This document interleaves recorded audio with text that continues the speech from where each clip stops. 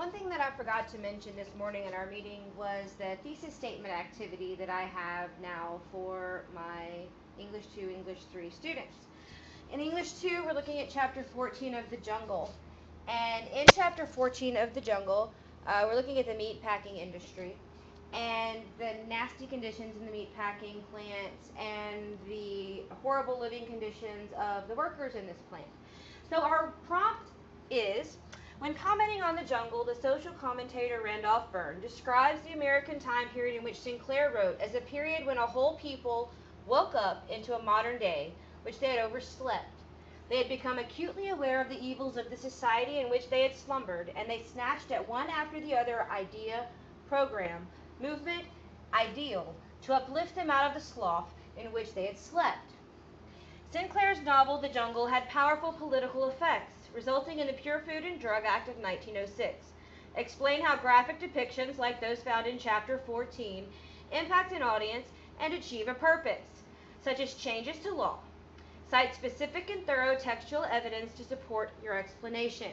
So the method that I have learned is this 4-box method. And in this 4-box method, you literally write what the prompt is asking you to do, and then you infer what information they want you to give.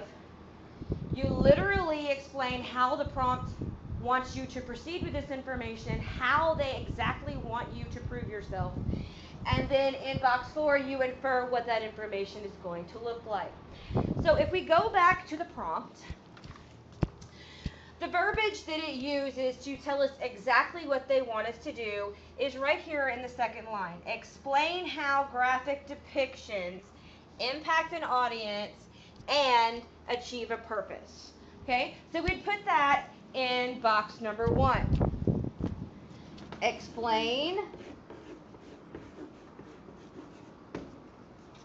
how these graphic depictions impact an audience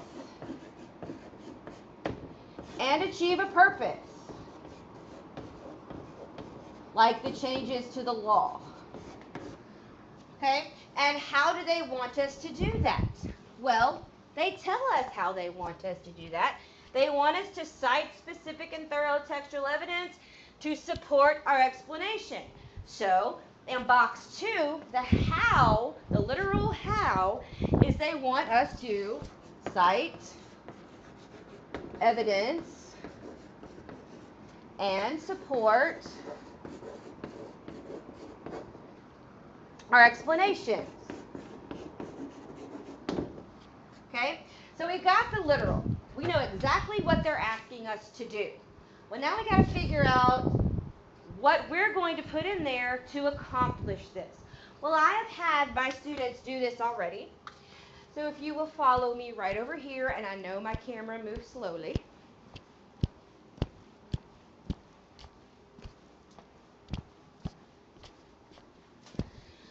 So right over here, I've had them do this already. And this is the point where you want to bring in some brainstorming. We know we're looking for the graphic depictions.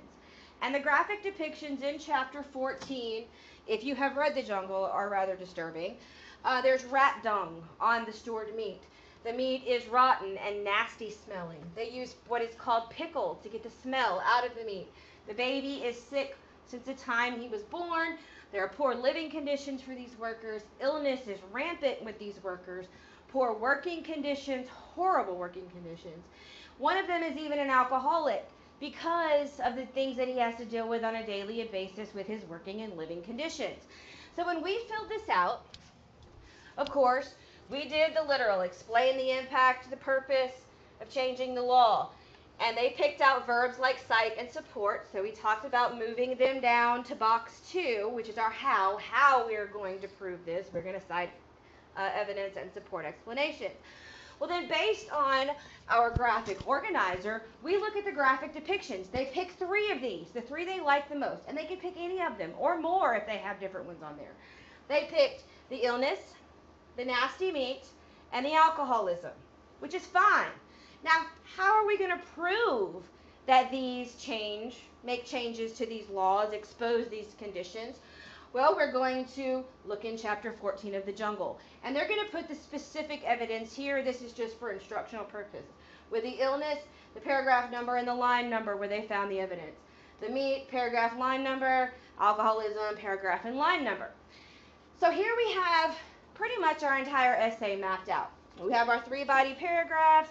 We know what needs to go in our introduction. We know what the prompt is asking us. We have decoded it and prepared ourselves for our entire essay. Now, how do we take this and make it into a thesis statement? Well, we take box 4, we take box 1, we take box 3, okay? And box 2 we don't have to include in our thesis statement because this is what we're going to do. These are our actions that we have to follow. So it looks something like this, and this is just right off the top of my head. Your students will have more time to plan for this.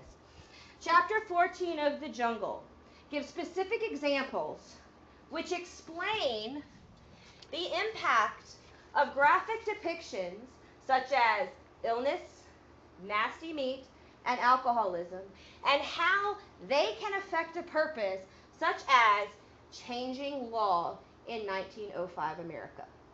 You've covered everything. Your 3 points for your body paragraphs. You have said that you were going to cite evidence, where it's coming from, and you have given both the author's purpose and your purpose in your thesis. So I hope this helps you with your thesis statements. The activity sheet that I printed up is in the packet that I gave you, and if you want to see this modeled or have any questions, please let me know. Thank you.